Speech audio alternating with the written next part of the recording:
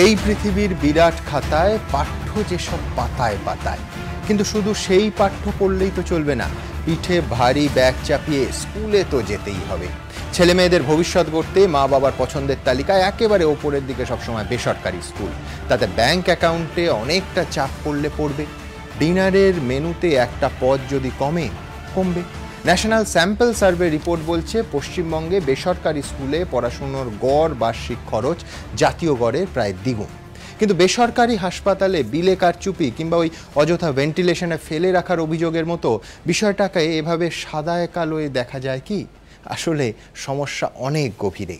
বেশি খরচ জেনেও অভিভাবকরা বেসরকারি স্কুলকে বেছে নেন, তার কারণ বেশি নিলেও প্রাইভেট স্কুল তাদের কাছে বিকল্পহীন। তাহলে কি কোথাও তাদের মধ্যে সেই ভরসার জায়গাটা ঠিকঠাক তৈরি করতে পারছে না সরকারি স্কুলের পরিকাঠামো?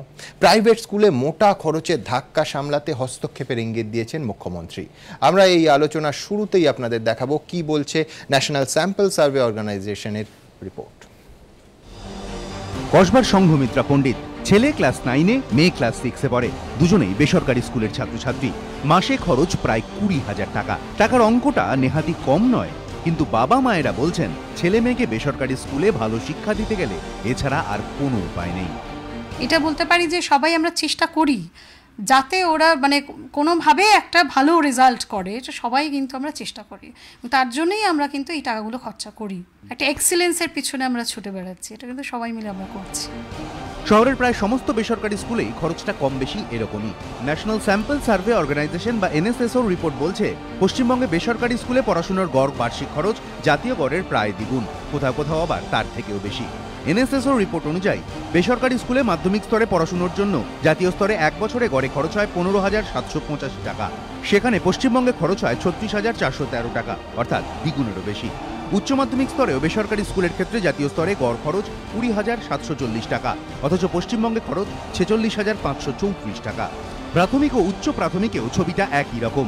বেসরকারি স্কুলে প্রাথমিক স্তরের পড়াশোনায় জাতীয় স্তরে এক বছরে খরচ হয় 10,623 টাকা, সেখানে পশ্চিমবঙ্গে প্রায় 16,116 টাকা খরচ হয়।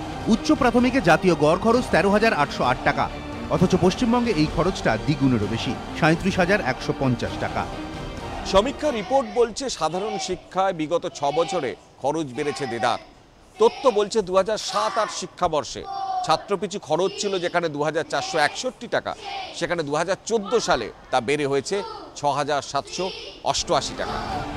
এ রাজ্যে বেসরকারি শিক্ষার দাম যে বেশ চড়া তা হারে হারে টের পান দমদমের কৌশিক চট্টোপাধ্যায়ের মতো অনেকেই। কৌশিকের ছেলে পড়ে ক্লাস 2-এ, মেয়ে আপার কেজিতে। দুজনের জন্য মাসে স্কুল খরচ হয় প্রায় 13,000 টাকা, অর্থাৎ বছরে প্রায় 1.5 লক্ষ টাকা। এবার যদি দুজনে 40,000 টাকা ইনকাম হয়, আমার 13,000 টাকা চলে গেল বাচ্চাদের পিছনে। এবার বাদবাকি টাকার মধ্যে আমাকে সংসারে সব কিছু মেনটেন করতে হবে। বাঁশদ্রোণীর বাসিন্দা রাজশ্রী বন্দ্যোপাধ্যায়ের 2 মেয়ে বেসরকারি স্কুলে পড়ে। বড় মেয়ে প্রাইমারিতে, ছোট মেয়ে আপার কেজিতে। 2 মেয়ের জন্য স্কুলে মাসিক খরচ 10,000 টাকা। মোটামুটি স্কুল এবং বিভিন্ন যেগুলো আর কি শেখে সেগুলো নিয়ে 10,000 মতন তো খরচা হবেই। হ্যাঁ, আমার ক্ষেত্রে ওটা ডাবল অবভিয়াসলি। হ্যাঁ, 20,000 পার মান্থ। ছেলে মেয়েকে ভালো শিক্ষা সব বাবা মাই দিতে চায়, কিন্তু সেটা লাগাম ছাড়া হয়ে গেলে কষ্ট তো অবশ্যই। কৃষ্ণেন্দু অধিকারী ও সত্যজিৎ বৈদ্য, এবিপি আনন্দ, কলকাতা। আইসিএসসি বোর্ডের সদস্য নবারুণ দেকে দিয়ে শুরু করব। নবারুণ বাবু, মুখ্যমন্ত্রী যা বলেছেন তাতে অভিভাবকদের একাংশের যে অভিযোগ তার একটা স্পষ্ট প্রতিফলন আছে। কি সেটা? যে নানা অজুহাতে বেতন বৃদ্ধি করা হয় এবং ঘোষিত বেতন যেটা তার অতিরিক্ত টাকা নানা খাত বাবদ সেটা নেওয়া হয়। আমি শুরুতেই বলে রাখি যে আমি জেনারেলাইজেশন একেবারেই করছি না যে বেসরকারি ক্ষেত্রে সমস্ত স্কুল এটা করছে, একেবারেই নয়। কিন্তু কিছু স্কুল এইভাবে লাগাম ছাড়া বেতন বাড়ানোর জন্যই কি শেষ পর্যন্ত সরকারি হস্তক্ষেপের পরিস্থিতিটা তৈরি হলো? দেখুন, কিছু স্কুলে হ্যাঁ হয়তো খুবই এক্সপেন্সিভ মধ্যবিত্তের জন্যে, তবে স্কুল তো সেটা ক্লিয়ার কাট স্পেসিফাই করে দিয়েছে। না, আমি ঘোষিত পাঠে যাচ্ছি না, কিন্তু এই সেশনের মধ্যখানে আচমকা বেতন বৃদ্ধি, একটা ডেভেলপমেন্ট খাত নামক একটা খাত তৈরি করে বাড়তি টাকা, খুবই রেয়ার। কিন্তু সেটা খুবই রেয়ার কেস। সেশনের মধ্যখানে বেতন বৃদ্ধি অ্যাটলিস্ট আমার নলেজে সেরকম নেই। বেশ, আমার নলেজে সেরকম নেই। হ্যাঁ, হয়তো অনেক শুনি আমি যে অনেক স্কুলে হয়তো মিডল অফ দ্য ইয়ার হয়তো একটা কনসার্ট হবে, তার জন্য ড্রেস কিনতে বললো বা এ বললো, তবে সেটা তো পুরোপুরি অপশনাল। কিন্তু যদি বাবা মায়ের কনসেন্ট ফর্ম দিয়েই নেওয়া হয় আমি আপনাকে জানিয়ে রাখি গত 2-3 বছরের মধ্যে কলকাতারই একাধিক রাস্তা অবরোধ অবধি হয়েছে এই সেশনের মাঝখানে ডেভেলপমেন্ট ফিজ ইনফ্রাস্ট্রাকচার বাবদ নেওয়া হচ্ছে এই বলে আচমকা ফি বৃদ্ধি একাধিক প্রাইভেট স্কুলে। আমি আবার বলছি, আমি জেনারেলাইজেশন করছি না, কিন্তু একাধিক স্কুলে এই নজির আছে। যদি নজির থাকে গভর্নমেন্টের কাছে তো নিশ্চয়ই ডকুমেন্ট আছে, হ্যাঁ তাদের এগেইনস্টে স্টেপ নিন, আমরা চাইছি সেটা। এই যে মুখ্যমন্ত্রী বৈঠক, এখানে আপনাদের তরফে কি বলবেন আপনারা?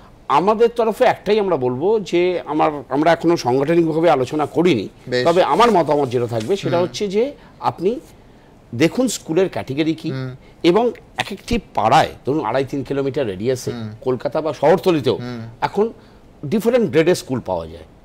হ্যাঁ, পেরেন্টসদের জেলায় গলিতে মানে কলকাতার সিনারিও না, আমি মফস্বলের কথা বলছি, বসিরহাট ধরুন মেদিনীপুরের প্রত্যন্ত প্রান্তে সব জায়গাতেই আছে আইসিসি স্কুল আছে 3-4 রকম, এবং মেদিনীপুরের এক একটা অঞ্চলে আইসিসি স্কুল আছে যেখানে সুইমিং পুলও আছে।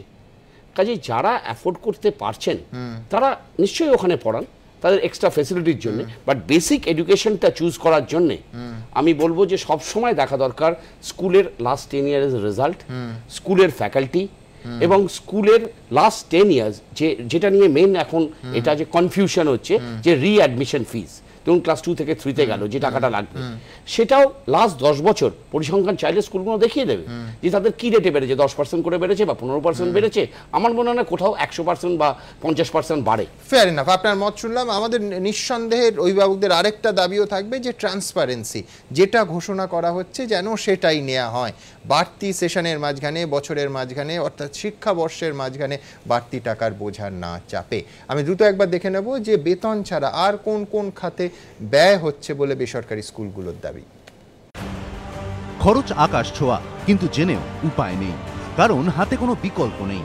সরকারি স্কুলের হাল দীর্ঘদিন ধরেই খারাপ, তাই ছেলে মেয়ের ভালো ভবিষ্যতের লক্ষ্যে বাবা মায়েরা বেসরকারি স্কুলমুখী।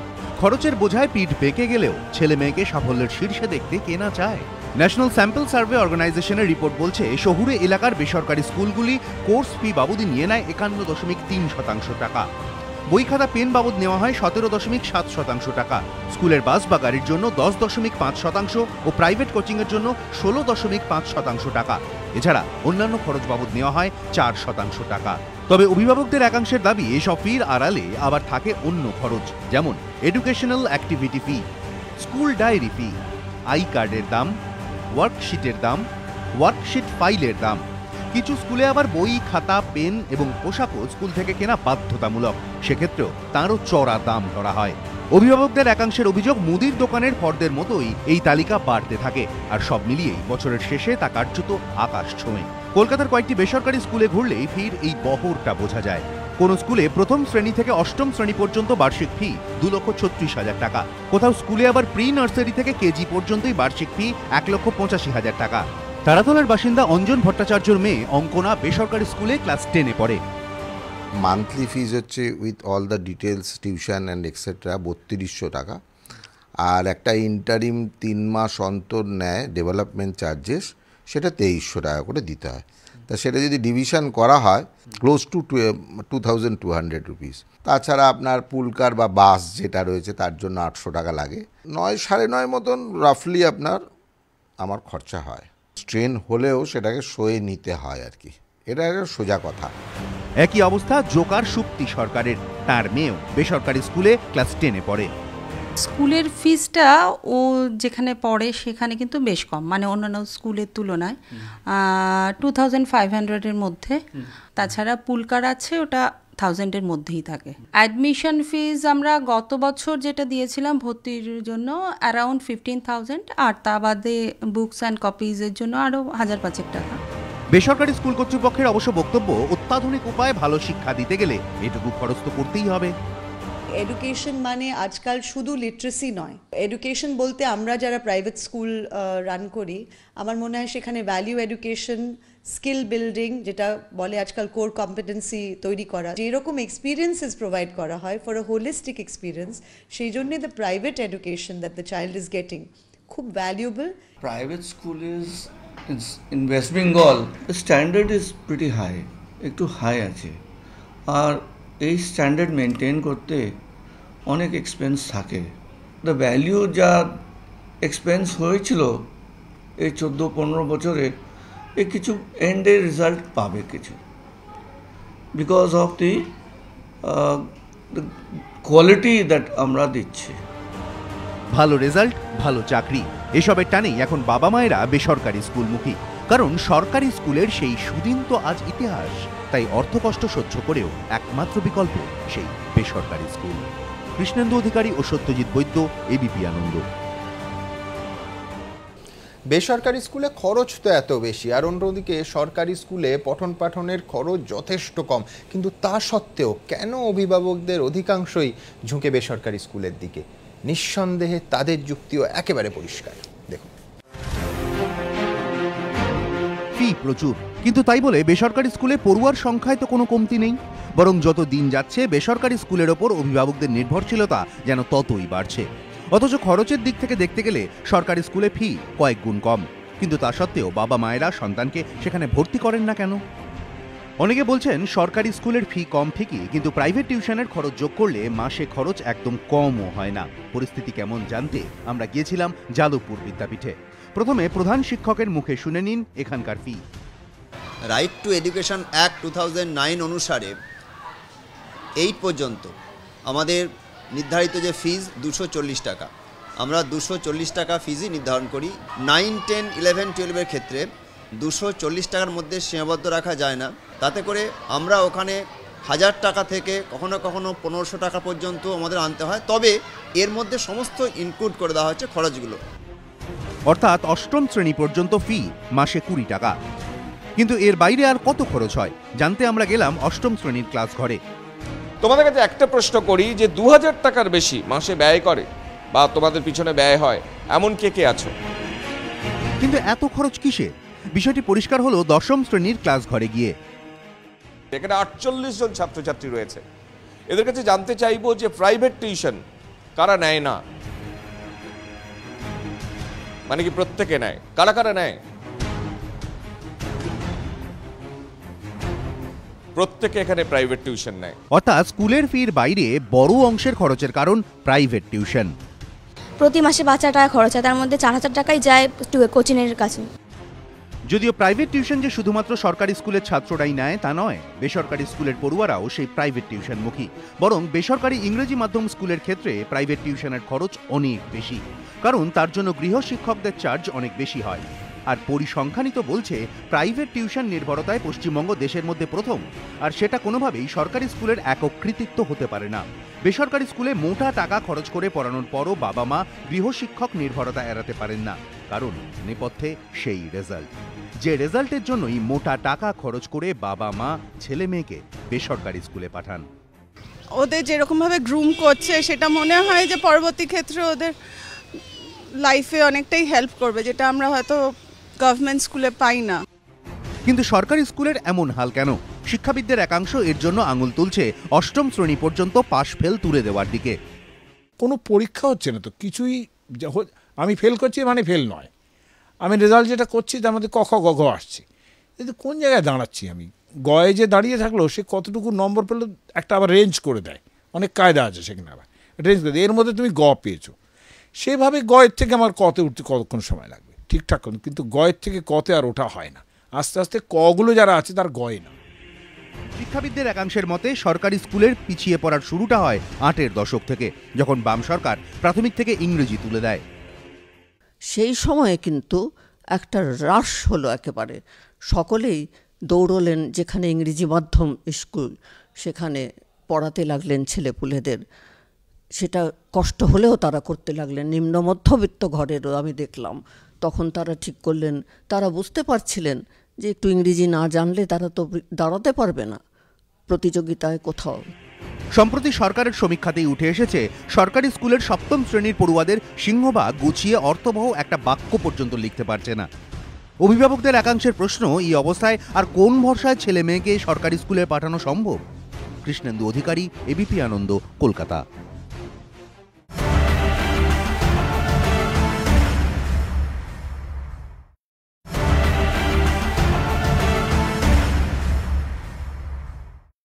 আমি বিশ্বজিৎ মিত্রের কাছে আছি। বিশ্বজিৎবাবু, আপনি কলকাতার একটি স্কুলের প্রধান শিক্ষক, আপনার বক্তব্য আমি শুনছিলাম যে বেসরকারি স্কুলগুলো শিক্ষার নামে ব্যবসা খুলে বসেছে, কিন্তু আমি যদি কয়েনের উল্টো পিঠটা দেখি যে একদিকে শিক্ষার মান, অন্যদিকে পরিকাঠামো, সরকারি স্কুলের এমন পর্যায়ে এই বাবা মার ভরসার জায়গাটা নষ্ট হয়ে গেছে যে খাই না খাই, একবেলা খাই কিন্তু প্রাইভেট স্কুলে পাঠাতে হবে। শুধু কলকাতার ফেনোমেনা না, একদম জেলার প্রত্যন্ত মফস্বলের ওই একই মানসিকতা, এবং যত দিন যাচ্ছে ক্রমশ এই অসম যে তুলনা, সেই ফারাকটা যেন বাড়ছে। বিশ্বজিৎবাবু, প্রথমত আমি আপনাকে বলি, আপনি ঠিকই বলেছেন। আসলে আমাদের দেশে কি কেন্দ্রীয় সরকার কি রাজ্য সরকার একদম প্রথম থেকে শিক্ষাকে পণ্যে পরিণত করার জন্য আপ্রাণ চেষ্টা চালিয়ে যাচ্ছে। বাস্তবত শিক্ষা এখন পণ্যে পরিণত হয়ে গেছে এবং এমন একটা অবস্থা সৃষ্টি হয়ে গেছে যেখানে সাধারণ মানুষও মনে করছে, সকলেই মনে করছে বিত্তবান ছাড়া যথার্থ শিক্ষা পাওয়া যাবে না। তাহলে যথার্থ শিক্ষা কি কেবলমাত্র প্রাইভেট স্কুল থেকে আসে নাকি? শিক্ষার মানে কি তাই কিছু পাঠ্যপুস্তক দিলাম, কিছু পড়িয়ে দিলাম, সেটাই কি শিক্ষা? শিক্ষা সংক্রান্ত ভাবনাটা ভাবতে গেলে সারা দেশের সমস্ত বিষয়কে নিয়ে, সমস্ত স্তরের মানুষকে নিয়ে ভাবতে হবে। আপনি অবাক হয়ে যাবেন, আমি এক্ষুনি দেখছিলাম যে 80-র দশকে যখন ইংরেজি তুলে দেওয়া হলো, আমরা তো ভুক্তভোগী। ইংরেজি যখন তুলে দেওয়া হলো, আপনি যদি স্ট্যাটিস্টিক্স নেন খুব সহজেই দেখতে পাবেন 80-র দশকের আগে এখানে ইংলিশ মিডিয়াম স্কুল কটা ছিল? তখন সরকারি বিদ্যালয়তেই মেজর ছাত্র পড়তো। আমরা সকলেই পড়ে এসেছি সাধারণ প্রাথমিক সরকারি বিদ্যালয়গুলো থেকে। কিন্তু সেই সময় এমন একটা পরিস্থিতি সৃষ্টি করলো, দু শ্রেণীর নাগরিক সৃষ্টির চেষ্টা চললো। শুধু সেদিন বামফ্রন্ট সরকার করেছে তা কিন্তু না, কেন্দ্রীয় সরকার সেই সময় national education policy, Rajiv Gandhi প্রধানমন্ত্রী, কেসি পন্থ তার ড্রাফট করলেন। সেই ড্রাফটে বললেন education is the unique investment, এবং এডুকেশনের জায়গাটা ইনভেস্টমেন্টে পরিণত করলেন। তারপর থেকে এক একটা কমিশন গেছে, আপনি দেখুন বিড়লা আম্বানি কমিশন, সমস্ত স্তরের ক্যাপিটালিস্টদের নিয়ে কমিশন করা হচ্ছে। ক্যাপিটালিস্টদের এমন একটা ব্যাপার এসে গেল যে শিক্ষা আর স্বাস্থ্য ছাড়া ব্যবসার কোনো জায়গা নেই, ইন্ডাস্ট্রি হচ্ছে না, শিক্ষা আর স্বাস্থ্য এই দুটো জায়গা নিচ্ছেন। আচ্ছা, আপনি আমাকে একটা কথা বলুন তো, যারা বলছেন যে বেসরকারি বিদ্যালয়ে ইনফ্রাস্ট্রাকচার ভালো, পড়ানোর জন্য যাচ্ছে, আমি এই জায়গাটা তাদের মানসিকতার আমি তীব্র বিরোধী। আমি প্রথম কথা একটা জিনিস বলছি, আমি যে কোনো প্রতিযোগিতামূলক যে কোনো পরীক্ষার রেজাল্টটা দেখুন, আমি আপনাকে একটা কথা বলি, আমি আপনাকে একটা কথা বলি, এবং ইনফ্রাস্ট্রাকচার, আপনি নিজে তো প্রধান শিক্ষক। কৃষ্ণেন্দু যাদবপুর বিদ্যাপীঠে গিয়ে প্রাইভেট কে পড়ে হাত তুলে জিজ্ঞেস করছে, whereas আপনি যদি একটা ইংলিশ মিডিয়াম স্কুলে যান সেখানেও প্রাইভেট টিউশন নিতে হচ্ছে।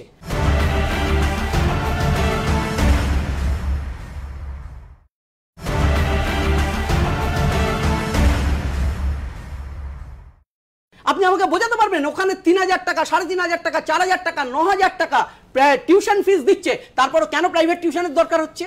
আমি নিজে বলছি, আমাদের বিদ্যালয়গুলোতে যেভাবে স্ক্রিনিং করে টিচারদের নিয়ে আসা হয়, সেই টিচাররা কিন্তু অনেকভাবে স্ক্রিনিং করে কোয়ালিটি। একটা কথা শুনে নিন, আমি একটা জিনিস, একটা জায়গায় আমাদের সীমাবদ্ধতা আছে। সীমাবদ্ধতা কোথায়? আমি তো একটা বিদ্যালয়ের প্রধান শিক্ষক, আমি জানি সীমাবদ্ধতা কোথায়। সীমাবদ্ধতা হচ্ছে আমাদের বিদ্যালয়গুলোর ইনফ্রাস্ট্রাকচার নেই, শিক্ষক নেই, 14 জন, 15 জন, 20 জন টিচার এবং সেখানে শিক্ষক দেয়া যাচ্ছে না। প্রাইভেট বিদ্যালয়ে 2000, 3000, 5000 টাকা নিয়ে টিচার দিয়ে তারা পড়িয়ে দিতে পারে। আমরা কিন্তু এটা করতে পারি না, এটা সম্ভব নয়। তারা কি 2000, 5000, 6000 আজকের দিনে শিক্ষক পাবেন? পাচ্ছেন তো। আমি যদি চান, আমি স্ট্যাটিস্টিক দিয়ে দেখিয়ে দেব। একটা ক্ষেত্রে একমত, আপনি দেখে নিন। বিশ্বজিৎবাবু বলছেন যে সত্যি সত্যি পরিকাঠামো এবং ছাত্র শিক্ষক যে রেশিও এবং ভ্যাকেন্সি, যে শূন্য পদ তার সংখ্যা বিপুল। আমি একটা জেলার দুটো ঘটনা আপনাদের সামনে রাখবো, এবং মেক নো মিস্টেক, এই দুটো কোনো ব্যতিক্রমী ঘটনা নয়। আমি বীরভূম জেলার দুটো স্কুল আপনাদের দেখাবো। তার একটাতে 680 জন পড়ুয়ার জন্য মাত্র 6 জন শিক্ষক, এবং আরেকটাতে একদম বিশ্বজিৎবাবুর কথা সূত্র ধরে আপনাদের দেখাবো 33 জন শিক্ষক থাকার কথা, মাত্র 17 জন। সুতরাং আমি যদি ধরেও নিই বিশ্বজিৎবাবুর দাবি সম্পূর্ণ সত্যি যে সরকারি স্কুলে অনেক উচ্চমানের শিক্ষক আছেন, এই অসম, অস্বাস্থ্যকর, অবৈজ্ঞানিক রেশিওতে তারা কি তাদের সবটুকু উজাড় করে দিতে পারবেন? পারছেন না। বেসরকারি স্কুলের ফি আকাশছোঁয়া হওয়া সত্ত্বেও বাবা মায়েদের সেখানে যেতেই হচ্ছে। কারণটা কি? অনেকে বলছেন প্রশ্নের উত্তরটা অত্যন্ত সহজ, তা হলো সরকারি স্কুলের বেহাল পরিকাঠামো। শিক্ষাবিদরা বলে থাকেন শিক্ষার মান অনেকাংশে নির্ভর করে ছাত্র শিক্ষক অনুপাতের উপর। এ রাজ্যে সরকারি স্কুলে পরিস্থিতিটা কেমন? আজ করতে আমরা পৌঁছেছিলাম বীরভূমের মোহাম্মদ বাজারের কাপিষ্ঠা হাই স্কুলে। বীরভূমের এই স্কুলে পড়ুয়ার সংখ্যা 680, স্কুলের জন্য বরাদ্দ 13 জন শিক্ষক। আদর্শ শিক্ষা দেওয়ার জন্য যা মোটেও যথেষ্ট নয়, কিন্তু বাস্তবটা আরও খারাপ। 13 জনের জায়গায় আছেন মাত্র 6 জন শিক্ষক, অর্থাৎ 113 জন ছাত্র পিছু 1 জন শিক্ষক। এই পরিস্থিতিতে ভালো শিক্ষা তো দূরের কথা, শিক্ষা দেওয়াটাই কি সম্ভব? অসুবিধা যেহেতু শিক্ষক সংখ্যা খুবই কম, যার জন্য যে পরিমাণ শিক্ষক দরকার ক্লাস অ্যারেঞ্জমেন্ট করার জন্য সেটুকু সম্ভব হচ্ছে না। পড়াশোনা হ্যাম্পার হচ্ছে, সেটা বুঝতে পারছি। এমনও দিন হয় যে কোনো টিচার 8টা ক্লাসই করছেন। ছোটবেলায় শিক্ষক ক্লাসে না এলে মন্দ লাগে না, কিন্তু পড়াশোনায় সেই যে খামতিটা থেকে যায় তা যখন বোঝা যায় তখন আর কারোর কিচ্ছু করার থাকে না। এই স্কুলের একটু উঁচু ক্লাসের পড়ুয়ারা কিন্তু বুঝতে পারছে দিনের পর দিন পড়াশোনার ক্ষতি কতটা হচ্ছে। ছাত্রছাত্রীর তুলনায় সেরকম পরিমাণে শিক্ষক নেই, তো সেই জন্য আমাদের 1-2 পিরিয়ড মিস যায়, বিশেষ করে সায়েন্স গ্রুপের স্যার আমাদের টাস্ক দিয়ে অন্য ক্লাসে চলে যান, আমাদের অনেক পিরিয়ড মিস হয়ে যায়। এরপর আমরা পৌঁছই 10 কিলোমিটার দূরে দেউচা গৌরাঙ্গিনী হাই স্কুলে।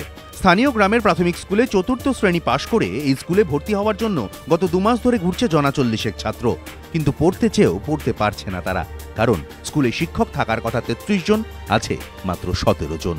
স্কুল কর্তৃপক্ষ অসহায়ভাবে জানাচ্ছে এই শিক্ষক দিয়ে বর্তমান ছাত্রদেরই ঠিকমতো পড়ানো যাচ্ছে না, তো নতুন ভর্তি নেওয়া হবে কি করে? স্যার কম আছে বলে টিচিং যে লোডটা, সেই লোডটা বেশি হয়ে যাচ্ছে, ক্লাসের সংখ্যা বেশি হয়ে যাচ্ছে, পড়াশোনার উপরে ইফেক্ট পড়ছে, হ্যাম্পার হচ্ছে।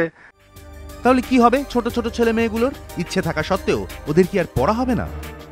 আমরা প্রায় 3 মাস থেকে আমরা ঘুরছি, হেডমাস্টার কোনো মতেই ওর নিজের মানে বলবৎ রাখছে। উনি বলছেন যে আমার স্কুলে অত টিচার নেই, ওদের সাধ্য নেই, তাই বেসরকারি স্কুলের শিক্ষা ওদের কাছে প্রাপ্য, নইলে ওরাও হয়তো সেই প্রাইভেট স্কুলমুখী হতো। কিন্তু সরকারি পরিকাঠামোর এই হাল কেন? এর কি কোনো সুরাহা নেই?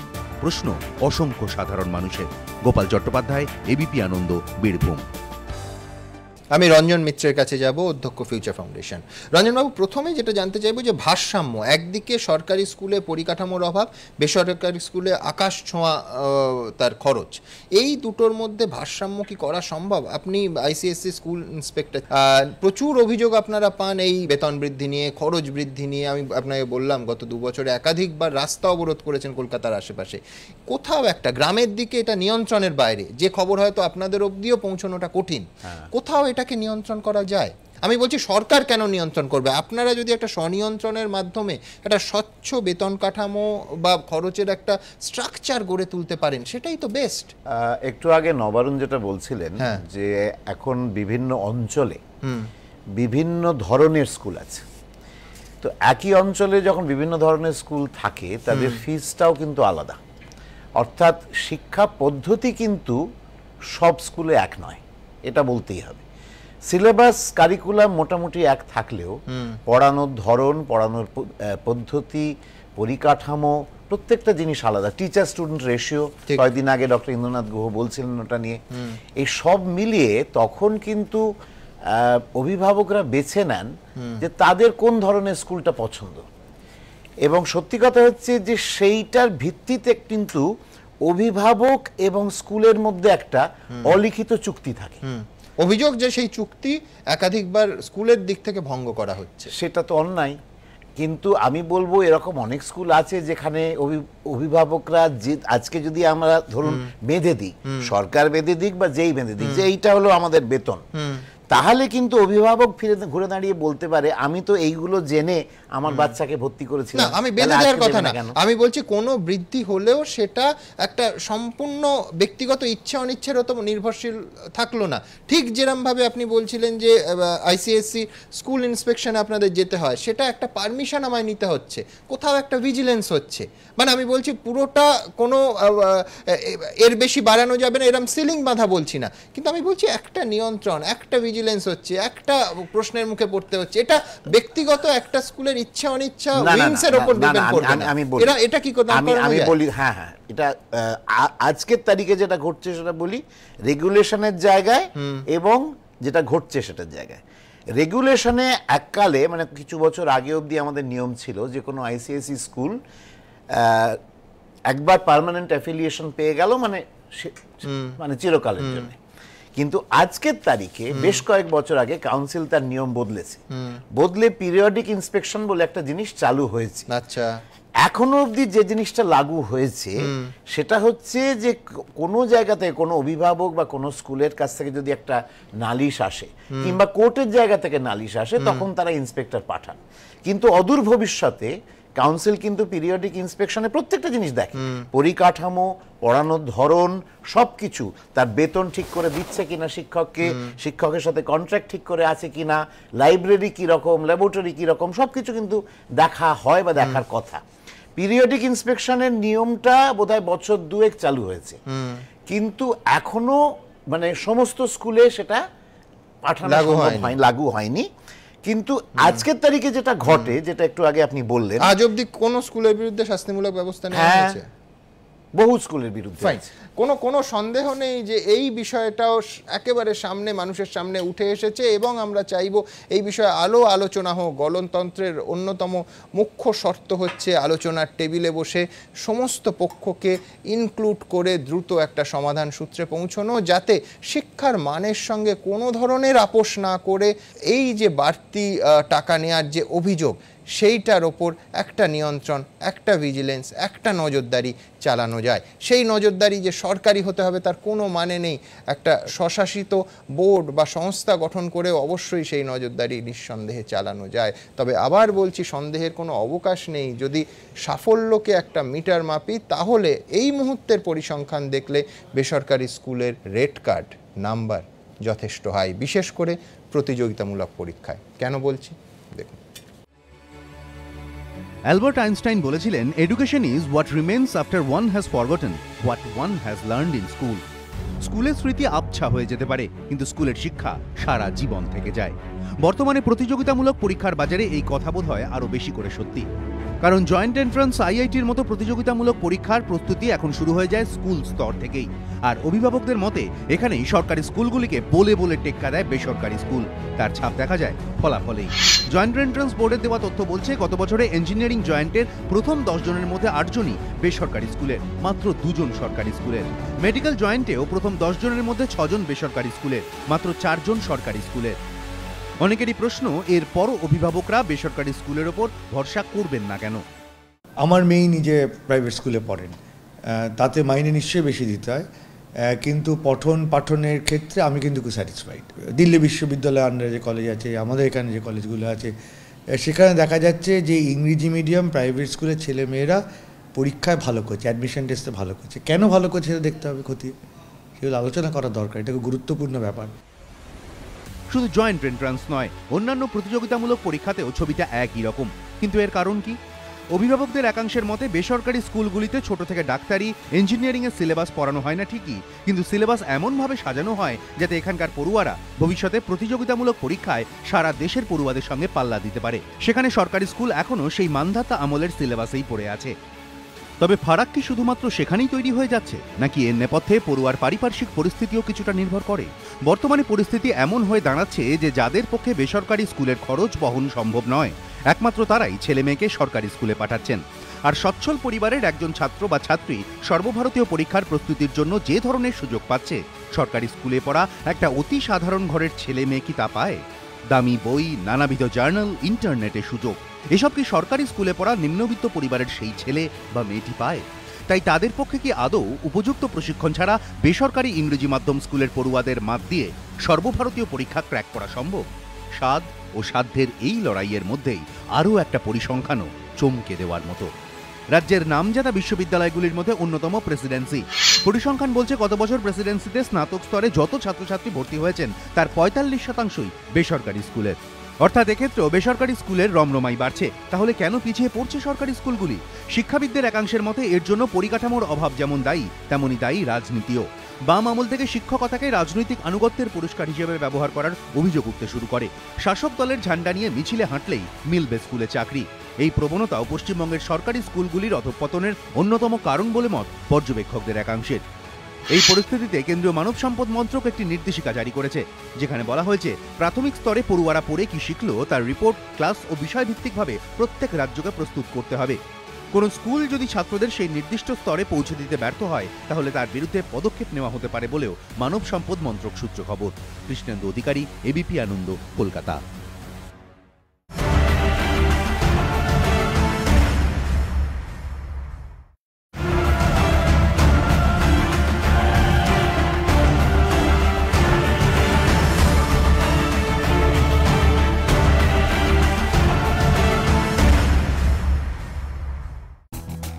ঘণ্টাখানেক সঙ্গে সুমন নিবেদন করছে আধুনিক টিএমটি বার্স, ভরসা হমেশা।